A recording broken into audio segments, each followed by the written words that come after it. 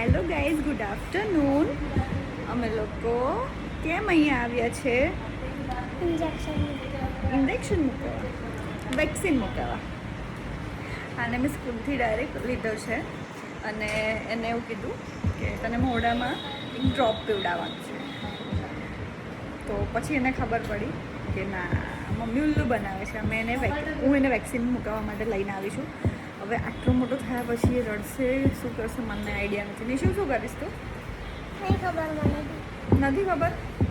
Injection મૂકશે તો બોલ ને.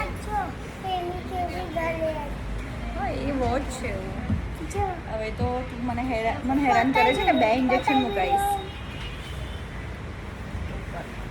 બસ જોઈ લીધું. તું મને બહુ હેરાન કરે છે ને, તો હું એનો બદલો લઈશ તારી સાથે. ઇન્જેક્શન પકડીને ફેંકી દઈશ એમ? એવું ના થાય ને. ઓકે ફાઇન, આપણે ફટાફટ વેક્સિન મુકાવી દઈએ અને પછી જઈએ. ઓકે, અને તું ઘરે જઈને સ્લીપે કરી દઈશ. હા બેટા. રાતે બહુ બધું રમીશ. બહુ બધું રમશે. આજે ક્રિકેટમાં જવાનું છે. રાતે બહુ રમીશ. મને તને રડતા જોવો છે કે તું સ્ટ્રોંગ છે. મને જ નહીં ખબર તો. ઠીક છે. સો ગાઈઝ, બપોરે વેક્સિન મુકાઈને ઘરે આવ્યા પછી આનું હોમવર્ક પતાવ્યું. હિમાંશુ એના 2 પેજીસ હોમવર્ક ફિનિશ કરાવ્યા. પછી મારું કામ પતાવ્યું. મને વેક્સિન મુકાઈ હતી. હા, ખબર છે. અને પછી મને એમ કે ચાલ એને ઉઠાડીને કાલે એની સ્પીચ મોડે કરાવવાની છે. એની સ્કૂલમાં એને પરફોર્મન્સ આપવાનું છે. તો આને શું છે ખબર છે? 5 મિનિટ થઈ, મમ્મા ટીવી જોઈ લો. 5 મિનિટ, 2 મિનિટ થશે, એકવાર રેડ કરશે, હું બોલ રમી લઉં. 2 મિનિટ થશે, હું આના ઘરે રમી આવું. પછી એટલે છેલ્લા મારું પેશન્સ લેવલ એટલું ઘટી જાય ને કે ટાઈમ પછી મારે છે ને એક સપાટી આપી જ દેવી પડે છે. એટલે મને એમ એવું હોય કે શાંતિથી 5-10 મિનિટ તો બેસે કે ના બેસે, પણ એનામાં તો છે જ નહીં એવું. હવે અત્યારે બોલ રમવા બેઠો. નિશુ, અહીંયા આવું. આટલા જ સેન્ટેન્સ છે ખાલી જેને આવડે છે, પણ એને એવું છે કે બસ હું રમવા બસ રમવા જ જાઉં છું. અને હવેથી સાચેમાં મારું બર્ડન બહુ વધી ગયું છે.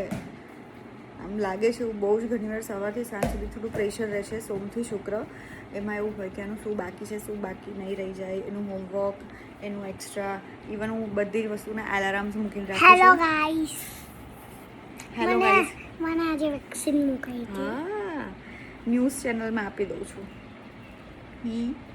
સો ગાઈઝ, બાય. મારી પાસે આજે ટાઈમ નથી વધારે વ્લોગિંગ કરવાનો. હવે રિશાન પણ ઉઠી જશે. મારી બી ઊંઘ પૂરી નથી થઈ. આનું પતાવીને પછી હું મારા 1-2 વિડીયોઝ ને બધું એડિટ કરવા બેસીશ. ખાસ ને હવે ડિનરમાં શું બનાવીશું એનું ટેન્શન. શાકભાજી લેવા જવાનું છે, ફ્રૂટ્સ લેવા જવાનું છે હજી. મમ્મા પાસ્તા બનાવજો. ઓકે બાય, પાસ્તા બનાવી દઈશ. હવે તું બધું રેડી કરવા બેસી જજે. Bye bye. બાજુમાં બેસી જા. બાય.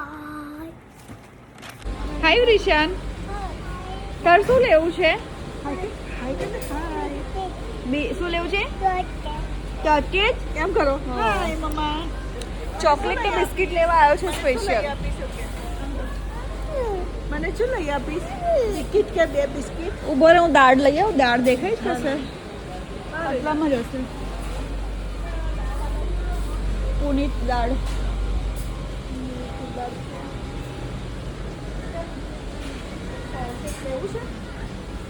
સો ગાઈઝ, આખા દિવસનું રૂટીન પતાવ્યા પછી અમે લોકો આવી ગયા હતા ડીમાર્ટ. બિકોઝ આખો દિવસ મને ટાઈમ મળ્યો જ નહીં. અને એમાં મારા રિશાનને બહુ જ મજા આવતી હતી બિકોઝ હવે વધારે મેચ્યોર થઈ ગયો છે. સો એને બધું શોપિંગ કરવી હતી અને બોલ માંગતો હતો. ક્યારનો ચોકલેટ, આઈસ્ક્રીમ એન્ડ બોલ. તો બંને જણ માટે મેં બોલ લીધા, પણ હા, એ બંને સેમ લીધા બિકોઝ બંને બહુ ઝઘડે છે.